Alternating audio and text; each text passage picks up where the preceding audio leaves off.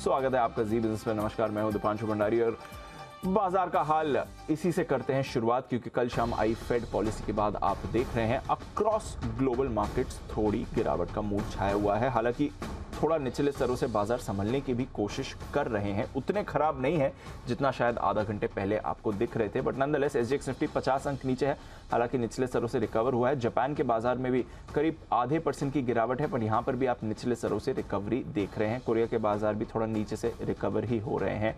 इसके अलावा नजर रखें डाउ फ्यूचर्स पर, जहां पर आपको अभी ठीक ठाक कारोबार होते हुए दिख रहा है। तो कल ये जो फेड की पॉलिसी आई वो तो अनुमान मुताबिक थी, बट उसके बाद जो थोड़ा सरप्राइज अनाउंसमेंट आया, कमेंट्री रही, वो काफ़ी अहम थी और उसका रिएक्शन आप बाजार पर देख रहे हैं। इनिशियली अमेरिकी बाजार पॉजिटिव थे, बट पावेल साहब के बयान के बाद हमने देखा काफ़ी उतार चढ़ाव बना है। तो क्या कुछ हुआ पॉलिसी में, क्या कहा है पावेल साहब ने, क्या रहेगा इसका इम्पैक्ट, इस पर करना है फोकस। थोड़ी देर में अजय बग्गा साहब भी हमारे साथ जुड़ने के लिए हैं तैयार। आइए उससे पहले एक बार नुपुर से करते हैं बातचीत और समझते हैं कि कल हुआ क्या जो बाजार में हमने इतनी बड़ी गिरावट देखी। Nupur, good morning. बताएं, फेड पॉलिसी 1/4% की तो हाइक हुई, और क्या क्या हुआ बाजार में? बिल्कुल, कमेंट्स जो है वो ज़्यादा उसके चलते इतनी बड़ी गिरावट दिखी थी। एक पॉइंट पे डाउ करीबन 200-250 पॉइंट ऊपर था। उसके बाद बंद होते टाइम हमने देखा कि करीबन 500 पॉइंट 530 अंक गिरकर कल डाउ बंद होता दिखा। एसएनपी में भी 1.5% की गिरावट थी। नैस्डैक पे देखे तो 1.5% से ज़्यादा गिरकर कल बंद होते हुए नज़र आया था। जैसे कि आपने कहा, फेड ने अनुमान मुताबिक ही 25 बेसिस पॉइंट का कल हाइक किया था।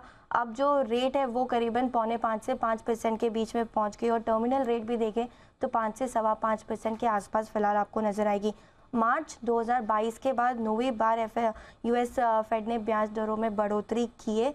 इनफैक्ट सर कल बात भी कर रहे थे कि फेड अपना जो फैसला लेता है वो महंगाई पर लेता है, ना कि मार्केट के मूवमेंट पे। तो उसी पर उनका फोकस भी है, महंगाई को रोकने पर उनका फोकस है। 2% का जो उनका टारगेट है उसी पर फेड का फोकस फिलहाल बना हुआ है। लेकिन इन सब से ऊपर जो बैंकिंग के कंसर्न्स वहाँ पर निकल कर आए, उस पर फेड ने कहा है कि उसको लेकर वो सतर्क तो है, उन पर वो वर्कआउट भी करे। लेकिन जेनेट येलेन जी का जो बयान था वहाँ पे ये एक बहुत कंसर्न निकल के आया था, जिसके चलते इतनी बड़ी गिरावट कल के बाजार में हमने देखी थी यूएस में, जहाँ पे उन्होंने ये कहा कि रेगुलेटर्स फिलहाल यूएस बैंक डिपॉजिटर्स को सुरक्षा देने की योजना पर विचार नहीं कर रहे। हालांकि बैंक्स को अन्य तरह की जो भी सहायता की ज़रूरत है वो दी जाएगी। तो ये एक कंसर्न था कि डिपॉजिटर्स के लिए कोई एक्स्ट्रा इंश्योरेंस या एक्स्ट्रा कोई सुरक्षा देने पर कोई काम नहीं कर रहे, जिसके चलते इतना बड़ा फॉल कल के यूएस के बाजार में नजर आया था। इनफैक्ट जो बैंकिंग के शेयर्स थे वहाँ भी एक बहुत बड़ा दबाव दिखा था। फर्स्ट रिपब्लिक की बात करें तो 15% से ज़्यादा की गिरावट वहाँ पर नजर गिरकर आई थी। अब डॉलर इंडेक्स 102 के आसपास आपको फिलहाल दिखेगा। यील्ड की आपने बात की थी, 10 साल की बात करें तो 3.47 के पास आ चुकी है। यूरोप के कल जो बाजार थे वो हल्के हरे निशान में बंद होते नजर आए थे। कमोडिटीज़ की बात करें तो डॉलर और क्रूड जो है वो सपाटे 76 के आसपास फिलहाल ट्रेड करा है। सोना चांदी वहाँ पे तेज़ी बनी हुई है। मेटल्स में कल मिला जुला प्रदर्शन था। पाम ऑयल में हम गिरावट देख ही रहे, लेकिन हमारे यहाँ आज इंटरेस्टिंग दिन है, एक्सपायरी का दिन है। एसजीएक्स निफ्टी 50 पॉइंट नीचे ट्रेड करा है। फ्यूचर्स देखें तो हरे निशान में ट्रेड करते हुए दिख रहे हैं और एशियन मार्केट्स भी मिले जुले। तो फेड की पॉलिसी तो अनुमान मुताबिक ही थी, लेकिन जो कमेंट्स आए बैंक्स डिपॉजिटर को लेके, उसके चलते इतनी बड़ी गिरावट कल के बाजार में दिखी थी। तो इम्पैक्ट उसका आया है। हालांकि कमोडिटी बाजार पर रखिएगा नज़र, क्योंकि डॉलर इंडेक्स अब आपको 7 हफ्ते के निचले स्तर पर दिख रहा है। शुक्रिया नुपुर ये पूरा अपडेट देने के लिए। आइए जो नुपुर ने अपडेट दिया है इसके मतलब क्या है, इसका इम्पैक्ट क्या है और कल क्यों इतनी बड़ी गिरावट है अमेरिकी बाजारों में, ये समझते हैं। हमारे साथ एलिमेंट्स ग्लोबल प्लेटफॉर्म के चेयरमैन और साथ ही global market expert Ajay Bagga साहब जुड़ रहे हैं। Sir good morning.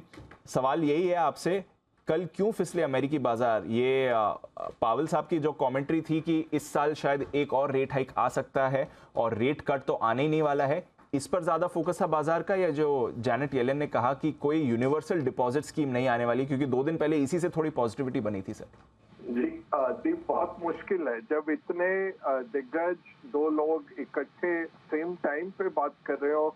3 बजे अमेरिका में पावेल की प्रेस कॉन्फ्रेंस भी चालू थी और तभी जेनेट येलेन जी का भी बयान आया सेनेट के सामने। तो मार्केट मूविंग दोनों ही रहे। कहना मुश्किल है किसको आप एट्रीब्यूट करेंगे, बट ये एक पॉजिटिव मार्केट ने मिस किया कि उन्होंने कहा टर्मिनल रेट 5.1 देख रहे हैं, आप ऑलरेडी 4.75 से 5 के बीच में आ गए, तो उसका मध्य लीजिए 4.85 तक आप आ गए हैं। तो 25 basis point at the most रह गया है रेट हाइक। तो अभी ज्यादा रेट बढ़ने की गुंजाइश नहीं है अमेरिका में। वो अभी कह नहीं सकते कि हम रेट कट करने वाले हैं, तो बिल्कुल वो बेवकूफ लगेंगे कि जिस दिन रेट बढ़ा रहे हैं उस दिन ही कहें कि हम रेट कट भी हमें दिख रहा है क्लियरली। बट उनका अगर डॉट प्लॉट देखें, अगले साल तक लगभग 50 बेसिस पॉइंट का रेट कट है और उससे अगले साल लगभग 1.25 बेसिस पॉइंट का रेट कट दिखा रहे हैं वो। तो मार्केट क्योंकि बहुत पहले ही उछले थे और इस वीक में अभी भी इस 1.5% की गिरावट के बाद भी इस हफ्ते अभी भी अमेरिकन मार्केट नेट पॉजिटिव है। मार्केट ने पहले ही इसको एंटिसिपेट कर लिया था। पावल ने ऐसा कुछ नहीं कहा मेरे सोच में जो विपरीत हो पुराने उनके कथनों से, और अगर आप उनकी करनी देखें तो 25 बेसिस पॉइंट का रेट हाइक रह गया है केवल, और मार्केट्स को इसको सेलिब्रेट करना चाहिए था। बट साथ में जेनेट येलेन जी का जब बयान आया तो दोनों मार्केट को ले डूबे। तो दो फैक्टर्स थे, एक फैक्टर से तो थोड़ी नेगेटिविटी आई, दूसरे ने और इस पर आग में घी डालने का काम किया। बहुत बहुत शुक्रिया बग्गा साहब हमारे साथ जुड़ने के लिए। ऑफ कोर्स बग्गा साहब आज फिर से हमारे साथ जुड़ेंगे भी, फर्स्ट एड में बात करेंगे बग्गा साहब के साथ, तो थोड़ी और डिटेल्स में समझेंगे कि एग्जैक्टली हुआ क्या है और आगे क्या होने वाला है। पर आइए, आज की स्ट्रैटेजी आपको क्या बनानी है? वीकली एक्सपायरी भी है, उसके बीच में इतने सारे ग्लोबल फैक्टर्स भी आ गए हैं, 2-3 दिनों से तो बाजार पॉजिटिव थे। आज इंपैक्ट क्या होगा समझते हैं जी बिजनेस के मैनेजिंग एडिटर अनिल सिंघवी के साथ।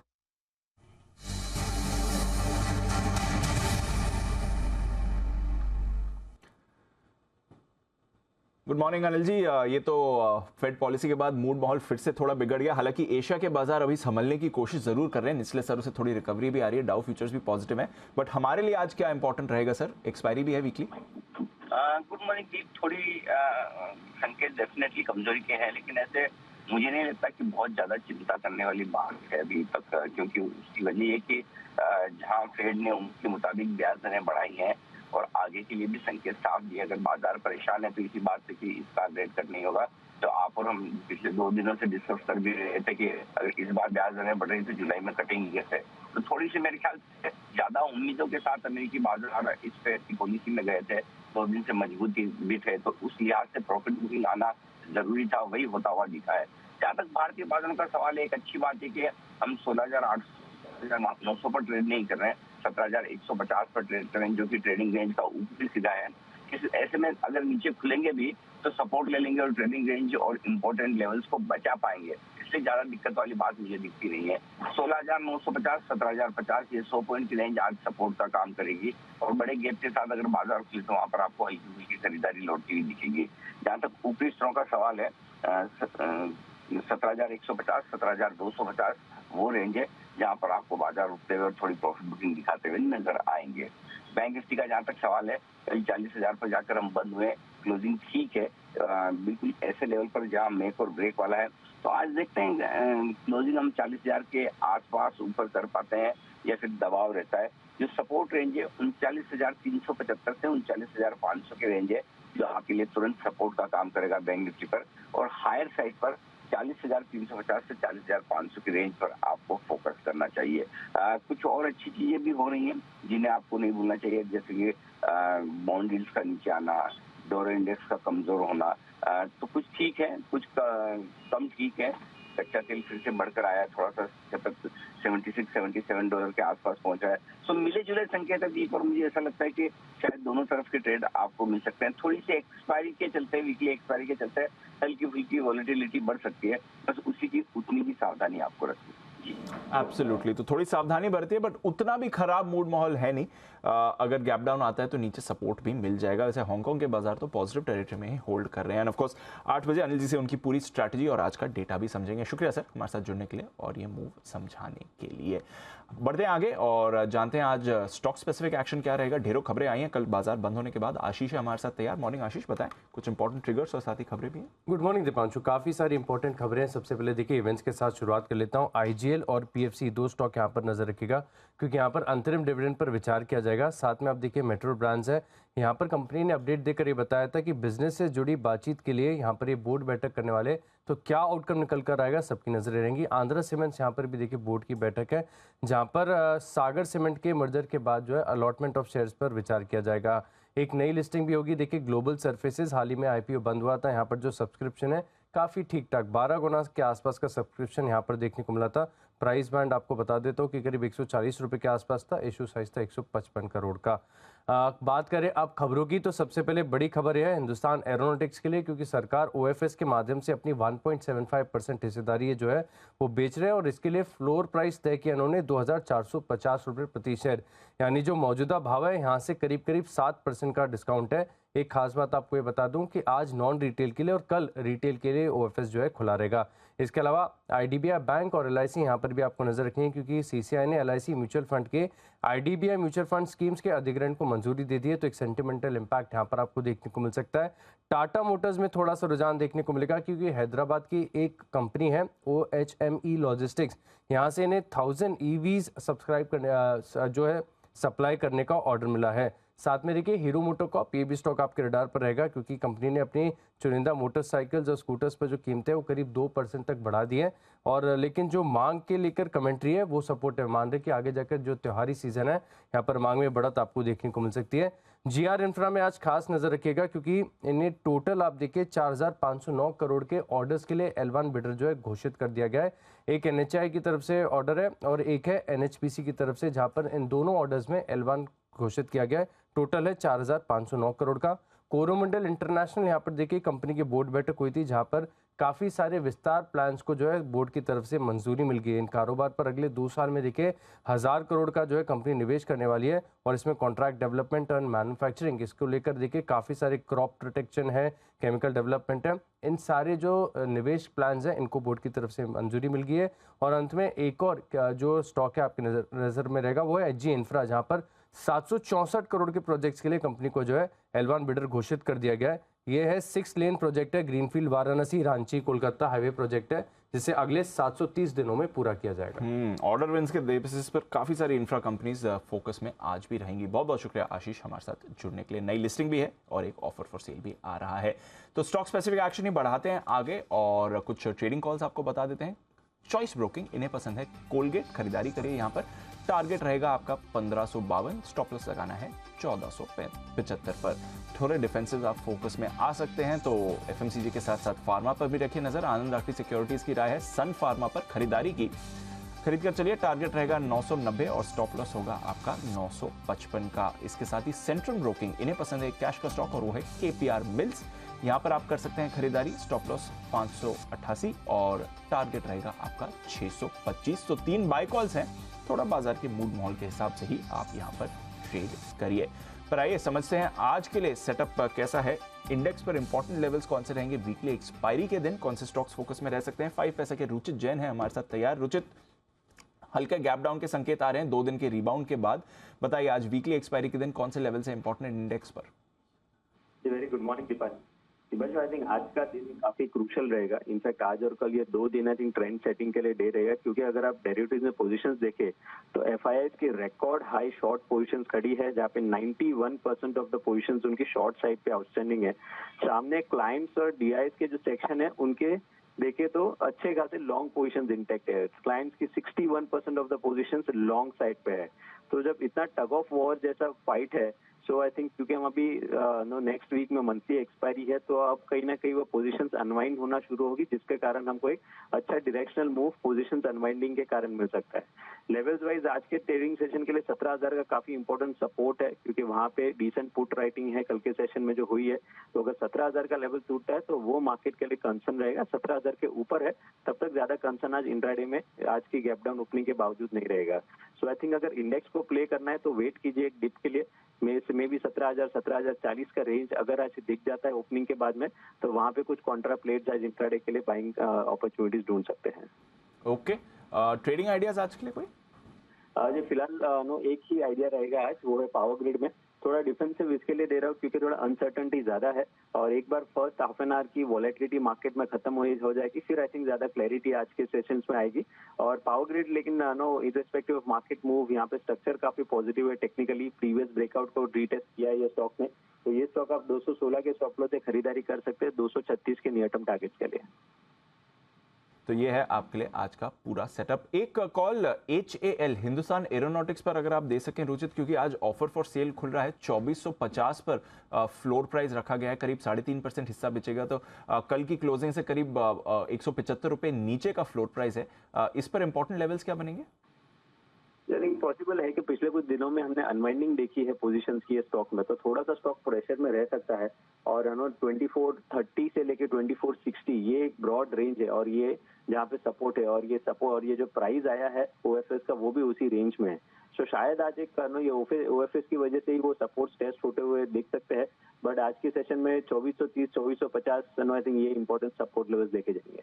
ओके, तो ये है आपके लिए आज की कुछ स्टॉक्स। HAL पर भी रहेगी नजर। बहुत बहुत शुक्रिया रुचित अपना वक्त हमें देने के लिए। आप देख रहे हैं पावर ब्रेकफास्ट। 50 अंक नीचे है SGX निफ्टी। अच्छी बात है कि इनिशियल गिरावट के बाद और फिसला नहीं है, संभला हुआ है इन लेवल्स पर, और बाकी के एशिया के बाजार भी निचले स्तर से थोड़ा सुधर ही रहे हैं इस समय।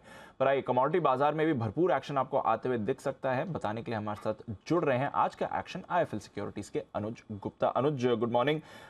डॉलर इंडेक्स 7 हफ्ते के निचले स्तर पर आया है, 102 के आसपास ट्रेड हो रहा है। जरा पहले बताइए, गोल्ड और सिल्वर पर क्या इंपैक्ट देखना चाहिए? रिकॉर्ड हाई से थोड़ा फिसला था गोल्ड रिसेंटली, पर क्या वापस एक बड़ी अपमूव के लिए तैयार हो रहा है?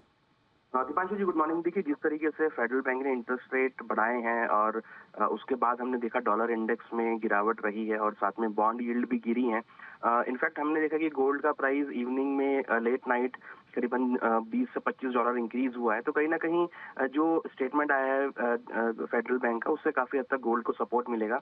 हमें लगता है कि गोल्ड और सिल्वर में आज भी एक बाउंस बैक रहेगा। हालांकि जो गिरावट आई है एक अच्छा मौका है खरीदारी करने के लिए, तो गोल्ड और सिल्वर में बाय कॉल रहेगा। गोल्ड में करीबन 58,500 में खरीदारी करें, 58,250 का स्टॉप लॉस लगाएं, टारगेट 59,300 तक हो सकता है।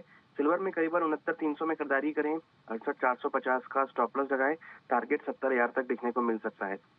हमारा मानना है कि गोल्ड इंटरनेशनल मार्केट में 1980-1985 डॉलर तक दिखा सकता है, और सिल्वर में करीबन 23.5 डॉलर तक के लेवल देखे जा सकते हैं। ओके, तो यह है गोल्ड और सिल्वर दोनों में खरीदारी की राय। 70,000 सिल्वर पर आपको आते हुए दिख सकता है। कच्चे तेल पर क्या राय है आज के लिए? देखिए, कच्चे तेल में हमने पिछले 2-3 दिनों में एक अच्छी रिकवरी लोअर लेवल से आती हुई देखी है।